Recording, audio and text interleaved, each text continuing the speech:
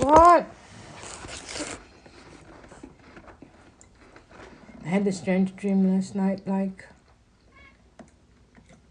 you pointed to your mouth like this with your finger, and then you pull it down, and all the front, all the front rows of your teeth came out, like as if you had dentures on.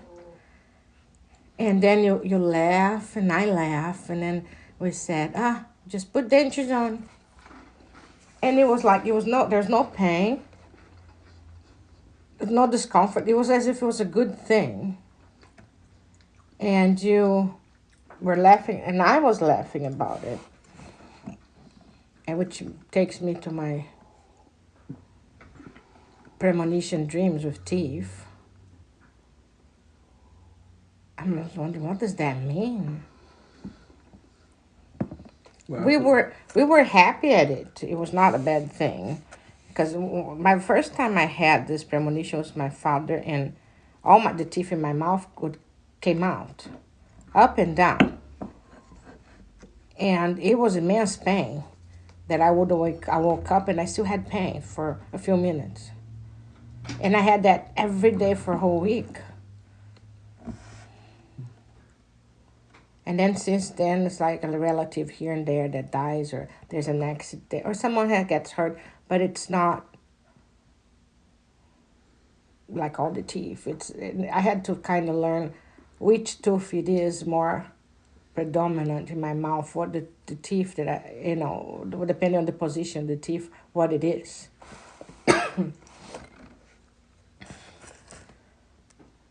But there's always some pain involved, or less pain, which also has to do with the premonitions. More pain, less pain. It's just such a weird thing. But here there was no pain. There was nothing. It's good coffee. I like this coffee. It's a combination of two different things from Walmart. Is it the Colombian coffee? Colombian and whatever else. I didn't have it one time, so I got this. I like combination. I think it tastes better when you mix the coffee powder thing. Yeah, me too. Good. And there's stuff at Aldi's that I wanted to try too. Cool. Yeah, but what I was happy about this dream is that there's nothing there, I guess. Laughing in the face of death. Oh. Hey, I don't think you should be up here. Do you? Or maybe it's a death that is not the problem. Sure. Maybe it's someone still gonna go, but it's not. Someone that's very related. But I wouldn't have the dream if it wasn't someone related to me. Someone I loved somehow. I didn't have the dream of when Patricia died a couple weeks ago, but she was like a cousin. I had lost contact a long time, but I felt that. What was the word I used? And during the night, I have that feeling. Dread. Yeah, I had the dread, as if death had passed through me. I felt something pass through my body. Which was probably when she died, because we learned later. Yeah. That's the first time I never felt dread before. Yeah. So that was strange. But I have had dreams of teeth that I never figure out what happened with anybody. It was not major, just a little thing in a dream, and then maybe it didn't happen, or maybe it was someone that was not. Maybe I never learned about it. Yeah.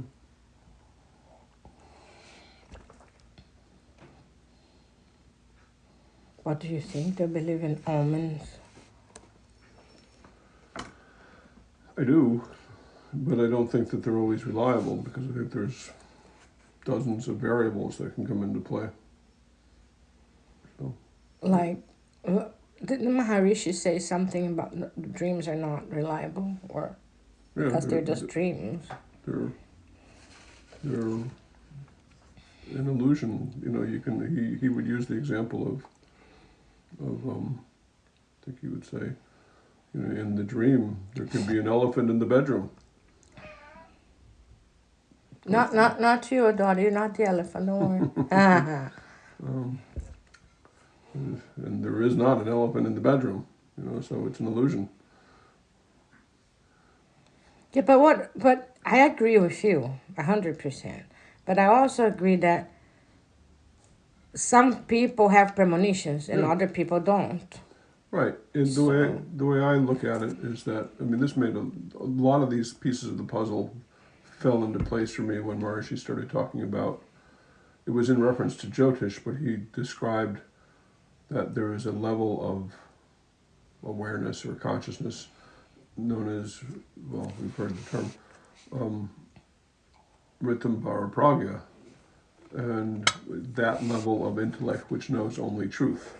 It's on a very, very fine level. If we're Like someone more evolved spiritually. well, right, but that level exists cosmically, universally, and so it's whether it's to what extent we tap into it or that it leaks into our intellectual awareness at any given time.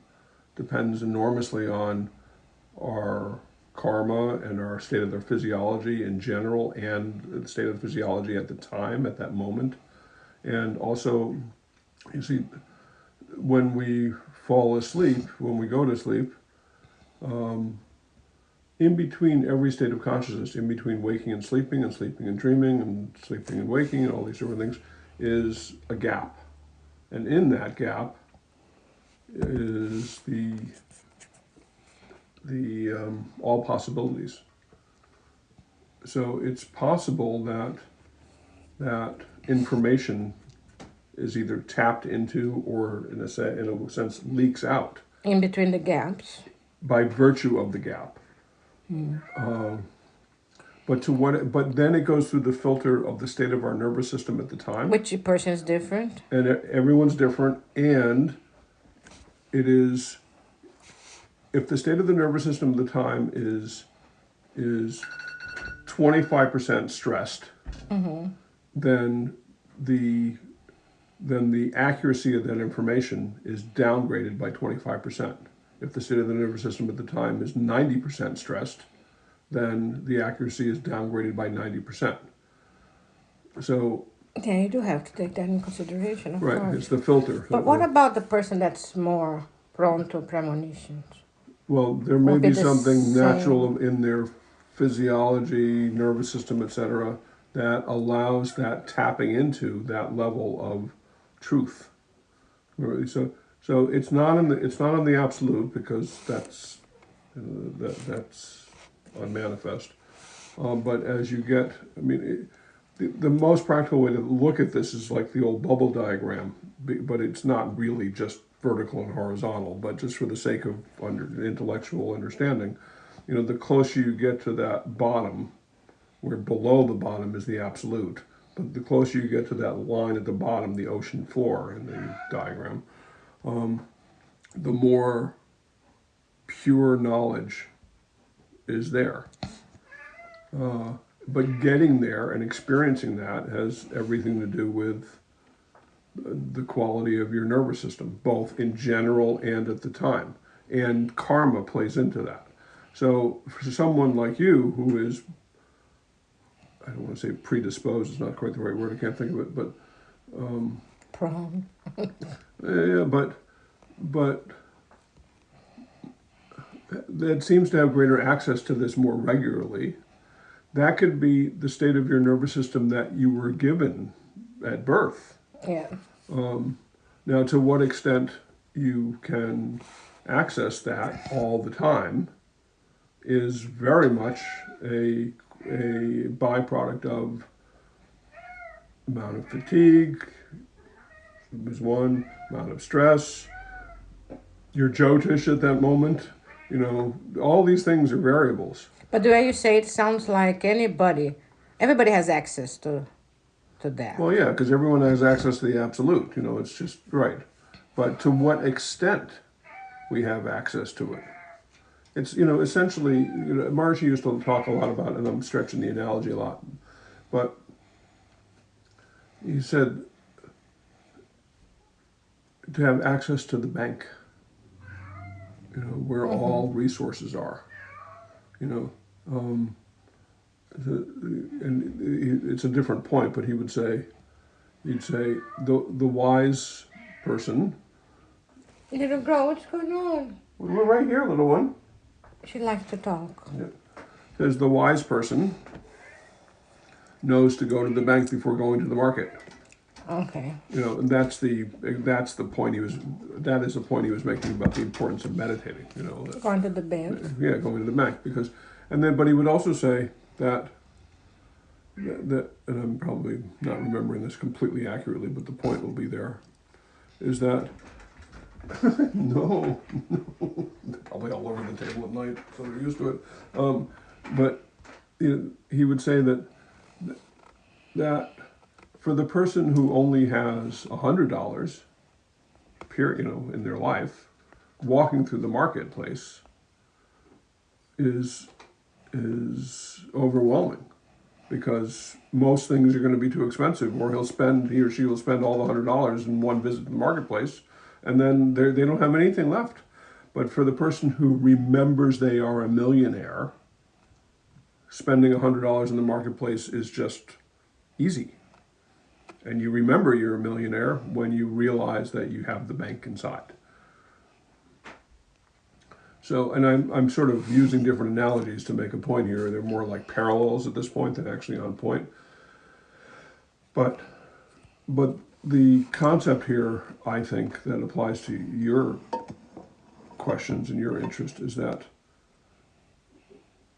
you may live closer to the bank than other people. It becomes a little bit of a paradox here because we have the bank inside. Have the bank inside, but we're sort of switching analogies here.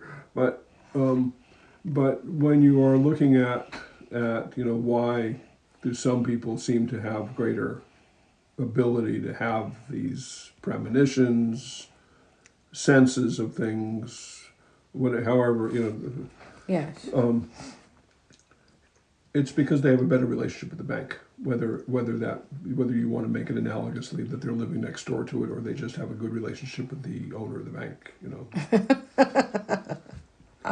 So there's all that. Maybe the bank inside them are open. It doesn't close. It's open all day on it. Yeah, there's that. Or maybe another. I mean, we're stretching analogies here, and it's fun. But it may be that, we are all given the combination to our safety deposit box in the bank, but sometimes we forget it. But yeah, I have met many people that do not have any spiritual inclination whatsoever, even though they want to. Right. It's not there. Yeah. In the sense of sensing, feeling energy, seeing, having had experiences, spiritual experiences. Right. Most people don't have anything, which was also very strange to me because I've had it all my life and I just took it for granted. That's right, yeah. And to see that a lot of people never had one, so they don't believe because they never had an experience. And how can you blame them if they never had an experience, never experienced the divine, the spiritual, nothing? And then you get into an interesting situation because there will always be some who, and I'm now using the analogy again, there will always be some that become aware, either intellectually or in some way become aware that, oh, there's a bank. Mm-hmm. And the bank has everything, and I just need to tap into that bank, have a relationship with the bank. But just knowing that doesn't give them that relationship. Mm-hmm. And so you encounter a lot of people in all realms, TM, Spiritism, I'm sure, everything where people are, you commented on tarot readers who basically just don't know anything. They do their thing, but they really don't know. Don't have the experience beyond that. Exactly, right. Just the memorization. Yeah, right. Mm-hmm. So they become aware that through the analogy is that their memorization is a representation of them becoming aware that the bank exists. Yeah. You know, oh, I just need to keep on memorizing the address of the bank, and then I can share all sorts of knowledge with people. But it's not enough because they haven't gone in the bank. But you'll find transitional people, so to speak, I'm making up the word here, in every realm. You know, there are a lot of people, I would at times count myself as one of them, involved in TM, that yes, we're tapping into it every day and all that, but our intellectual understanding and or our faith is greater than our experience. And of course, faith without deep experience is blind faith, and it becomes detrimental. But there's, I think, in every pursuit of anything that you would consider even remotely spiritual, you're going to have people who have really, really great deep experiences. And then there will be those who believe in all of it, but not necessarily have very great experience. And Which are most of them, I think. yeah, most, right. And that I understand to be, and actually it's a good thing in a way, because it's a feature that in the scheme of things, as the ages unfold, that knowledge is becoming more lively. And so therefore more people become more connected to it. Doesn't mean their experience is greater, but it's the first step to that. First step could mean just this life. It could have been, next step could be next life could be the experience. It's hard to know, but even just being aware of, and this is a little bit parallel to it, but one of the most fascinating things I remember learning in MIU's philosophy class, it was probably my favorite class there, was Western philosophy, is to what extent some of these very, very profound thinkers, Western philosophers, actually concluded the existence of the absolute and would lament that they never had any experience of it. And to think about how that could be. You know, first of all, the power of the intellect is amazing in these people, you know, that they could actually come to that subtle understanding, when usually we consider intellectual prowess to be the ability to think clearly and precisely on the surface. And they're a very deep, deep understanding. They basically concluded logically. And it's not the same thing, but I think there was some famous quote from Einstein where he said something along the lines of, I don't remember the quote, but it was basically along the lines of if it was basically, I can't remember, it was about something about God. If God doesn't exist, then it's a mistake, you know, because God has to exist, you know, that kind of, you know, and it's something like that, Yes. you know. He basically extrapolated that even if God doesn't believe he exists, he's wrong. Something along those lines. And I'm sorry, I don't remember the exact quote, but it was sort of like that. So these incredibly deep thinkers that could get actually really deep, some of them had some flashes of the experience, and they would write about it, and a lot of poets were like that as well, like William Blake and some of the others. And others would write about how they knew in the depths of their heart that this, both philosophers and poets and everything in between, they knew in the depths of their heart and minds that that this level had to exist. Absolute. Yeah, but they would lament Not that they never ever experiencing had it. it. And then you have some incredibly wonderful poetry. Wordsworth is a good example, and I can't remember the poems, but where he had flashes of CC and GC and all that, and they wouldn't last. cosmic consciousness, God consciousness. Yeah, and they wouldn't last. And then he would write about how it was so glorious, and now it isn't. You know, like it was part of it. You know, Because we all have that inside, but we Yeah. forgot. you know, Is that yeah, it? yeah. Typically forget. It is a definition of forgetting and remembering that is not your common definition. You know, and this is where a lot of people, even today in the movement, not everybody, but many people have gotten tripped up because at one point Maharishi came out with the classic, not unique to his teachings, but he would say something along the lines of, you know, with all of our What's going on, little girl? with after all these years of meditating, he says now we just need to remember that we're already enlightened. Yeah. And a lot of people just basically, not tons of people, but a lot of people just basically were saying, "Well, I'm enlightened," you know, like, and they would justify their actions on that. Well, I'm enlightened, so what's the problem? Oh my goodness. And he wasn't the first one to basically say you just need to remember your status, but it's a remembering that has everything to do with those deepest layers of consciousness, not about, oh, what was that phone number? It's not the same. Yeah, but why don't we remember? That's the big question. It's one of these very Eastern paradoxes because everything is unity. Everything is connected to everything else. It never has not been. But our subjective experience Is not. And that's the Maya. And that's on the deepest level, that's what is termed in Sanskrit as pragyaprad, the mistake of the intellect. The intellect has concluded that there is diversity. Mm. And the biggest shift that we can experience is unity consciousness. And it's a big thing to even talk about and consider because, you know, I'm not going to be able to remember his words in this, but you know, Maharishi would explain the development of unity consciousness is that it's the refinement of the intellect to such an extent, of the mind and all that, and the intellect to such an extent that the knowingness is not an intellectual knowingness, it is a cognition. The knowingness of the unity of all, at being able to actually,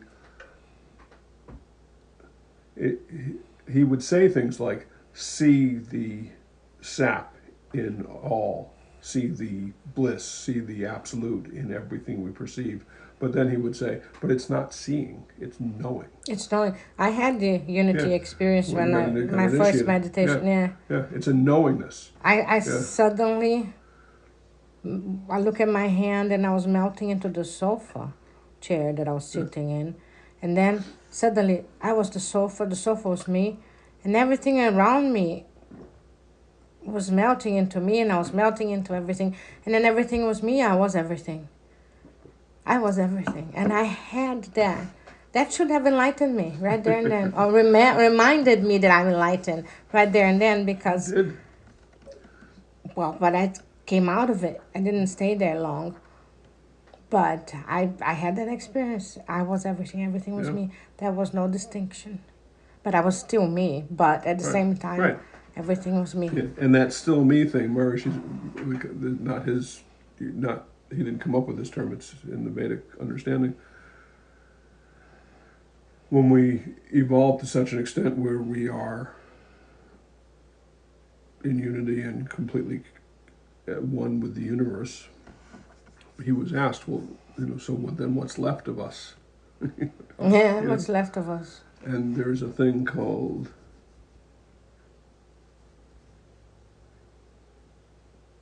I think it's called Hiranyagarbha. I forget. I think it's called Hiranyagarbha. What are you doing, little girl? That door doesn't open. I think she's trying to open the thing. And this is the concept that if you were to take a butter ball in your hand, and then throw the butter ball, what's left in your hand is not a butter ball, but just sort of the remnants of the butter. You know, that's what's left of you. It's not really butter. I mean, it is butter, but it's more the remnants of it, you know. And because we always, in order to be here, because we have the individual bodies, we have the individuality and everything that comes with it. So, in order to be on this planet, we need some degree of individuality. So when we're fully unified, fully in unity consciousness and all that, what's left? Just that a little bit of grease. That's the extent of individuality. Where prior to that, it was like a vat of butter. So,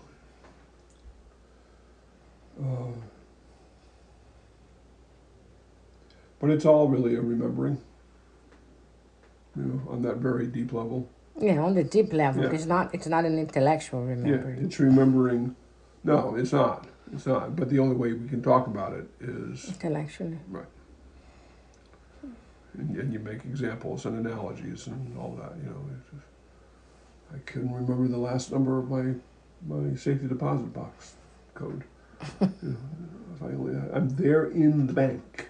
I'm turning the dials, and the first lock opens. Oh, it's wonderful. The light comes beaming through. And the second lock doesn't open. I can't open the door. So. But it's progress. And what prevents that? There's all sorts of ways you can describe it in the analogy. Smoke in the room, can't see the numbers. That's the state of the physiology.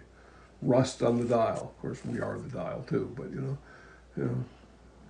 all sorts of possibilities. The way to describe it.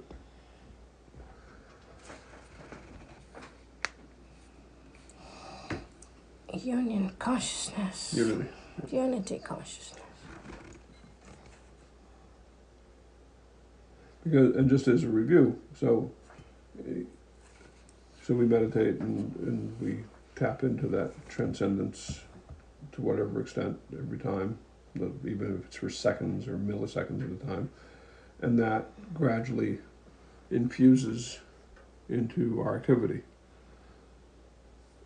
And then it's an experience of, in a way, duality, but not in the duality that is talked about commonly about the problems in the world.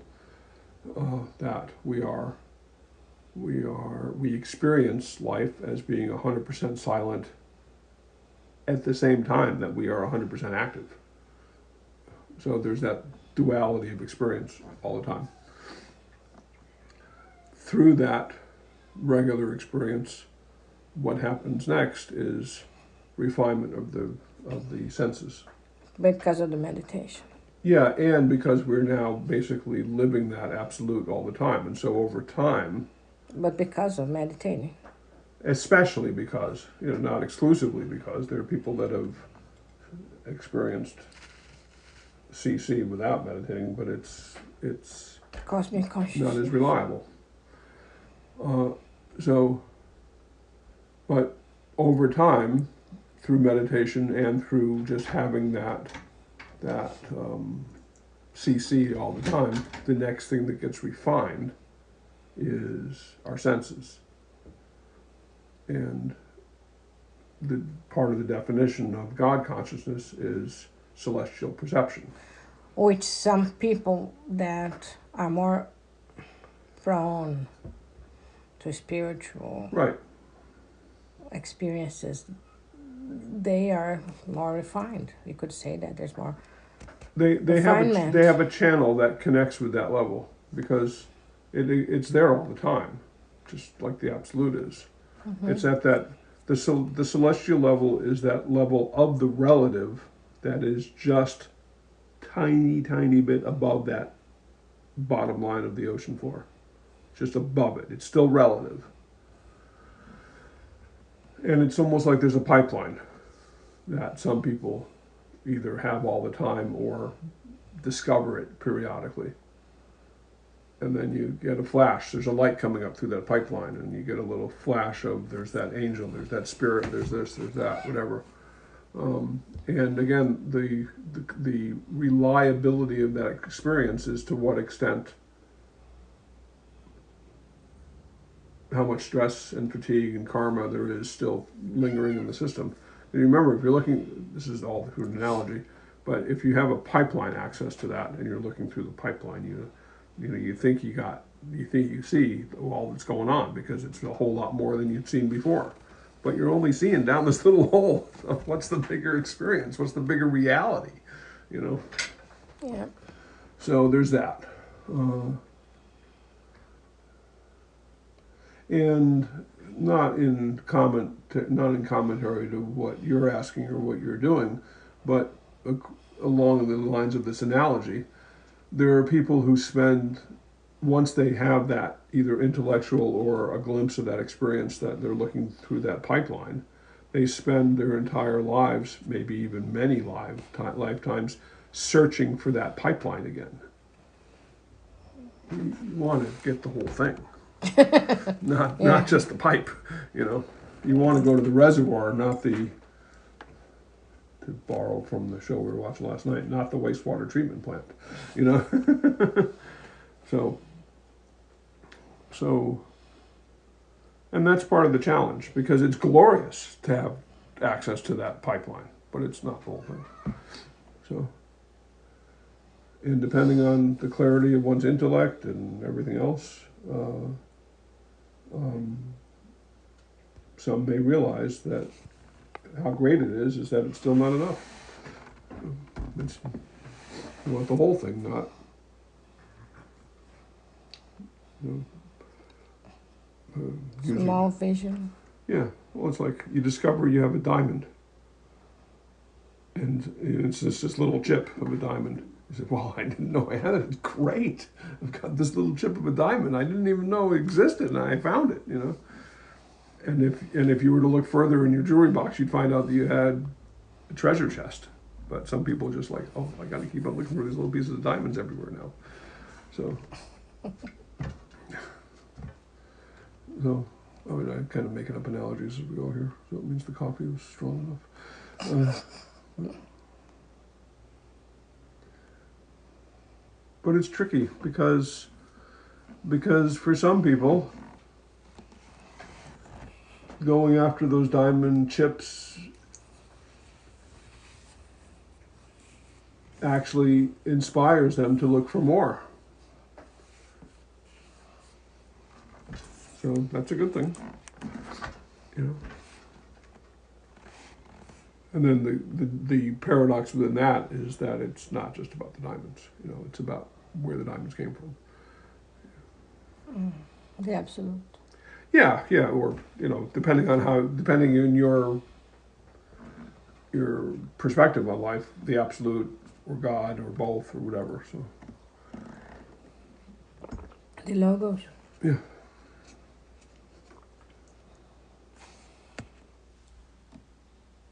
Did you record the whole thing? Yes. Bad feeling.